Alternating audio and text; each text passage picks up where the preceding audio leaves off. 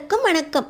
நம்ம சின்ன மருமகள் சீரியல்ல ஈஸ்வரி, சித்ரா, ஐஸ்வர்யா இந்த 3 பேரும் கூட்டா சேர்ந்து இந்த வீட்ல இருந்து நீதிமானுக்கு உதவி செஞ்சிருக்காங்க. நீதிமானும் தாமஸும் ஒன்னா சேர்ந்து கொலை பண்ணி அதை ராஜாங்கத்து மேல பழிய போட்டுட்டாங்க அப்படிங்கிற உண்மையை காவியா உதவியோட நம்ம தமிழ்ச்செல்வி எப்படி கொண்டு வர போறாங்க தெரிஞ்சுக்கிறதுக்கு இந்த வீடியோக்கு ஒரு லைக் போட்டுக்கோங்க. ஸோ பார்த்தீங்கன்னா நம்ம ராஜாங்கம் கொலை பண்ணிட்டாரோ அப்படின்னு சொல்லி போலீஸ் அரெஸ்ட் பண்ணிட்டு போயிடுச்சு அப்படிங்கிற விஷயம் காவியாவுக்கு தெரிய வருது. முருகர் கோவிலுக்கு போயிருக்கிற நம்ம காவியா பாஸ் கூட கோவிலாக சுற்றினது போதும் அப்படின்னு சொல்லி அவங்க அப்பா வீட்டுக்கு வந்துடுறாங்க. ஆனால் அவங்க அப்பா எம்எல்சி என்னால் இந்த விஷயத்தில் எதுவுமே புரிஞ்சுக்கவே முடியலம்மா, ராஜாங்கம் அப்படிப்பட்ட ஆள் இல்லை, அரசியலில் என்னை எதிரியாக பார்த்தா கூட அவர் அப்படிப்பட்ட ஆள் இல்லையே, கொலை செய்கிற அளவுக்குலாம் போக மாட்டார், அவர் ரொம்ப நல்ல குணம் படைச்சவர், அதனால தான் உன்னை நம்பி அந்த வீட்டில் கொடுத்தேன் அப்படின்னு அவங்க அப்பாவும் சொல்கிறாங்க. இந்த உண்மையை அவங்க வீட்டுக்கு போனால் தான் புரிஞ்சுக்க முடியும் அப்படின்னு சொல்லி காவியா வீட்டுக்கு போகிறாங்க. ஆனால் பார்த்திங்கன்னா எல்லாருமே ஒன்றா சேர்ந்து நம்ம தமிழ்ச்செல்வியை நம்பாமல் வீட்டை விட்டு விரட்டிட்டாங்க. தமிழ்ச்செல்வி ராஜாங்கம் சொன்னதா சொல்லி அவங்க அப்பாவை வச்சு கல்யாணம் பண்ணி வச்சதுனால அவங்க அப்பா ஏற்றுக்கிட்டு அதுக்கப்புறம் அடுத்த நாள் ராஜாங்க ஐயாவோட ஒன்றா சேர்ந்து தாமஸும் ராஜாங்காவும் சக்தியை கொன்னுட்டாங்க அப்படின்னு இத்தனை நடந்த விஷயம் எல்லாத்தையுமே வீட்டில் இருக்க மலர் மூலமாக தெரிஞ்சுக்கிறாங்க. ஆனால் காவியா வீட்டை விட்டு போகும்போது கூட தமிழ்ச்செல்வி அந்த சீலக்காரி பெரியம்மந்த சாமி மேலே சத்தியமாக சொல்கிறேன், கல்யாணத்துக்கும் எனக்கும் எந்த சம்மந்தமும் இல்லை, ராஜாங்க மாமா சொன்னதுக்கப்புறம் இந்த விஷயத்தில் நான் தலையிடவே இல்லை அப்படின்னு சத்தியம் பண்ணி சொன்னாங்க அப்படின்னு மலர் சொல்கிறாங்க. நம்ம தமிழ்ச்செல்வி ஒரு விஷயம் சொன்னால் அது உண்மையாக தான் இருக்கும். அவங்க கல்யாணம் பண்ணி வைக்கலன்னு சொல்கிறாங்க, ஆனால் கல்யாணம் பண்ணினதா எப்படி நிரூபிக்கப்பட்டுச்சு அப்படின்னு சொல்லப்போ அவங்க அப்பாவே தான் பொண்ணு தான் பேசி கல்யாணம் பண்ணி வைக்க சொன்னா அப்படின்னு சாட்சி சொன்னதாக சொல்கிறாங்க மலர். அது எப்படி ஃபோன் பண்ணவே இல்லை அப்படின்னு தமிழ்ச்செல்வி சொல்கிறாங்க, ஃபோன் போனதா அவங்க அப்பா சொல்கிறாங்க. இதில் எப்படி உண்மையாக இருக்கும் அப்படின்னு இப்போ காவியா யோசிச்சுக்கிட்டு இருக்காங்க. நம்ம காவியாவும் மலரும் வெளியே ரொம்ப சின்சியராக இதெல்லாம் பேசிக்கிட்டு இருக்கும்போது இன்னொரு பக்கம் ஈஸ்வரி, சித்ரா, ஐஸ்வர்யா 3 பேரும் ஒன்றா சேர்ந்து நம்ம தமிழ்ச்செல்வி வீட்டை விட்டு போனதை கொண்டாடிக்கிட்டு இருக்காங்க. இதுலேயும் இந்த ஐஸ்வர்யா நம்ம தமிழ்ச்செல்வி வீட்டை விட்டு போகும்போது சொன்னாங்க பார்த்தீங்களா, இந்த வீட்டில் இருக்கவங்களுக்கும் எனக்கும் எந்த உறவும் இல்லை, இந்த வீட்டு வாசப்படியில் இனிமேல் நான் கால் எடுத்து வைக்க மாட்டேன், சத்தியமாக என் மேலே தப்பு இல்லை அப்படின்னு நான் நிரூபிப்பேன் அப்படின்னு சொல்லிட்டு போனாங்கல்ல, அந்த வாய்ஸில் நம்ம ஐஸ்வர்யா எல்லாத்தையுமே மெமிக்ரி பண்ணி காட்டிக்கிட்டு இருக்காங்க. இந்த நேரத்தில் காவியாவுக்கு இதெல்லாம் கேட்டுருது. என்ன தமிழ் குரலில் சவுண்டு கேட்குது, ஆனால் தமிழ் வீட்டை விட்டு போயிட்டாங்களே, அது எப்படி தமிழ்ச்செல்வி குரல் கேட்கும் அப்படின்னு சொல்லி எங்கே குரல் கேட்குதோ அங்கே போய் எட்டி பார்க்குறாங்க. கதவு துவாரத்தில் பார்த்திங்கன்னா எல்லாத்தையும் பேசிக்கிட்டு இருக்கிறது ஐஸ்வர்யா. அது என்ன நம்ம தமிழ்ச்செல்வி குரலில் ஐஸ்வர்யா பேசிக்கிட்டு இருக்கா அப்படின்னு நம்ம காவியாவுக்கு சந்தேகம் வந்துடுது. நம்ம காவியாவும் மலரும் நேராக ரூமை தட்டி உள்ளேயே போகிறாங்க. ஆனால் ஈஸ்வரிக்கு பயம் வந்துடுது. இவ எல்லாத்தையும் கேட்டுக்கிட்டு இருப்பாளா, ஏய் கொஞ்ச நேரம் எதை பற்றியும் பேசாதீங்க, நான் காவியாட்ட பேசிக்கிறேன் அப்படின்னு ஈஸ்வரி சத்தம் போட்டுட்டு காவியாவை உள்ளே வர சொல்கிறாங்க.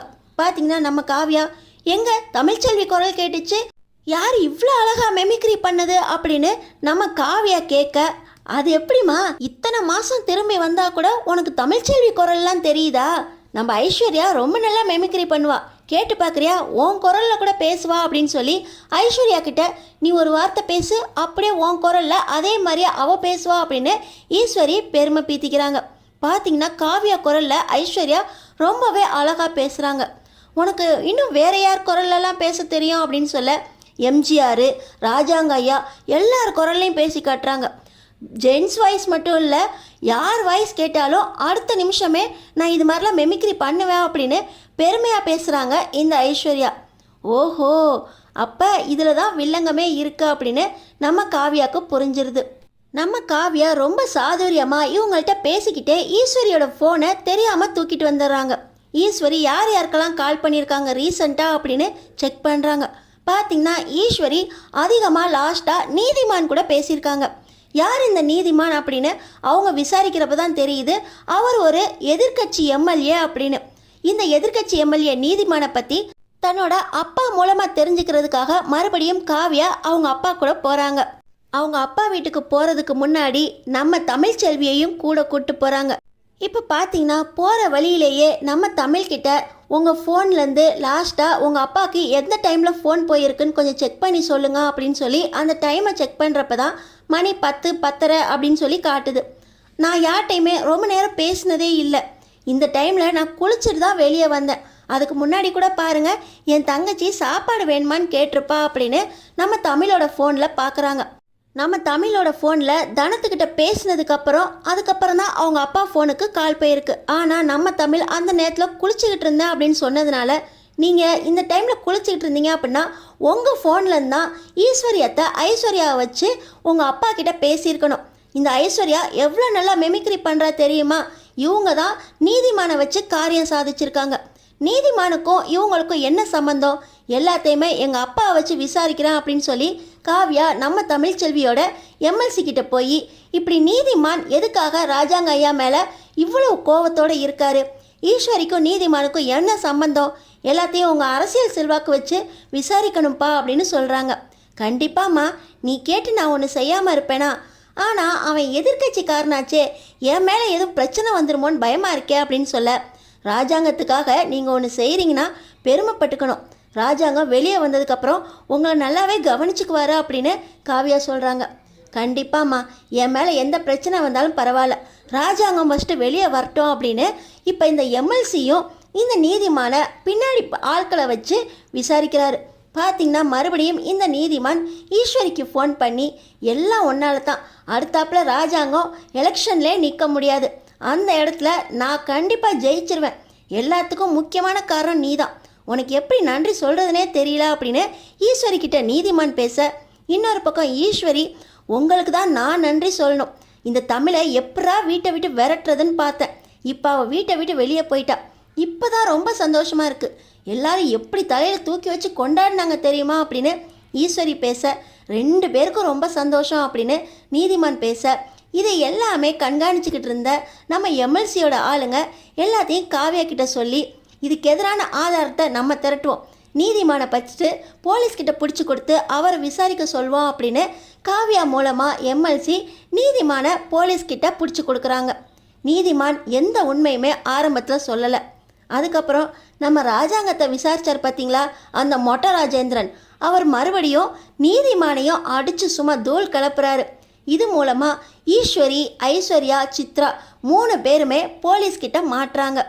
தாமஸ் இந்த விஷயத்தில் தன்னோட வெறியை தீர்த்துக்கிட்டு சக்தியையும் கொலை பண்ணிட்டு அந்த பழியை ராஜாங்கத்துக்கு மேலே தூக்கி போட்டதும் நீதிமானுக்கும் தாமஸுக்கும் இருக்கிற ஒப்பந்தம் ஃபுல்லாக எல்லாத்தையுமே அந்த மொட்டை ராஜேந்திரத்தை சொல்ல, மொட்டை ராஜேந்திரனுக்கு இப்போ தான் புரியுது, நம்ம தெரியாமல் ராஜாங்கத்து மேலே கையை வச்சிட்டோமோ, ராஜாங்கம் உண்மையிலேயே நல்ல மனுஷன்தான், அவர் அப்பையிலேருந்தே உண்மையை தான் சொல்லிக்கிட்டு இருந்தார், எனக்கும் இந்த கொலைக்கு எந்த சம்மந்தமும் இல்லை அப்படின்னு நம்ம தான் தப்பாக புரிஞ்சுக்கிட்டோம்.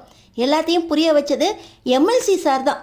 எம்எல்சி சார், உங்களுக்கு ரொம்ப நன்றி, ஆனால் தெரியாமல் ராஜாங்கத்து ஐயா மேலே கையை வச்சிட்டேன், எல்லாத்துக்கும் நான் அவர்கிட்ட மன்னிப்பு கேட்டுக்கிறேன் அப்படின்னு மொட்டை ராஜேந்திரன் சொல்லிட்டு இப்போ நீதிமான உள்ள தூக்கி போடுறாங்க. இப்போ பார்த்தீங்கன்னா நம்ம தமிழ் எல்லாத்துக்கும் காரணம் நீ தான் காவியா, நீ மட்டும் சரியான நேரத்தில் உங்கள் அப்பாவோட சேர்ந்து உதவி செய்யலைன்னா எங்கள் மாமா வெளியவே வந்திருக்க மாட்டார், என் மேலே எந்த தப்பும் இல்லை அப்படின்னு அப்பத்தாக்கு அப்புறம் நீ தான் நம்பியிருக்க அப்படின்னு இப்போ நம்ம தமிழ்ச்செல்வி சொல்ல, உங்கள் மேலே எனக்கு எப்போவுமே ஒரு நம்பிக்கை உண்டு அப்படின்னு நம்ம காவியா சொல்லிக்கிட்டு இருக்க. நீதிமானுக்கு பின்னாடி இருந்து உதவி செஞ்ச ஈஸ்வரி, சித்ரா, ஐஸ்வர்யா 3 பேரையும் தேடி வீட்டுக்கு போலீஸ் வந்து அரெஸ்ட் பண்ண வராங்க. சேதுவுக்கு இப்போதான் உண்மையெல்லாம் புரியுது, ஏதோ ஒரு சூழ்ச்சி இருக்குது, இந்த வீட்டிலேருந்து யாரோ சூழ்ச்சி பண்ணுறாங்க அப்படின்னு நம்ம தமிழ் அடித்து பேசுனது இந்த சூழ்ச்சிக்காரங்க பற்றி தானா? சின்னம்மா, நீங்கள் வீட்டுக்குள்ளே இருந்தே அப்பா மேலே இப்படி பழிய போட்டு சந்தோஷமாக இருந்திருக்கீங்களே, சுண்ட வீட்டுக்கு 2கம் பண்ணிட்டீங்களே அப்படின்னு சேது திட்டுறாரு. நான் தமிழ்கிட்ட மன்னிப்பு கேட்கணும் அப்படின்னு சொல்ல, இந்த சேது சொல்கிற மன்னிப்பை கண்டிப்பாக நம்ம தமிழ் ஏற்றுக்கவே கூடாது அப்படின்னு நினைக்கிறவங்க நம்ம சேனலுக்கு சப்ஸ்கிரைப் பண்ணி தொடர்ந்து பாருங்கள்.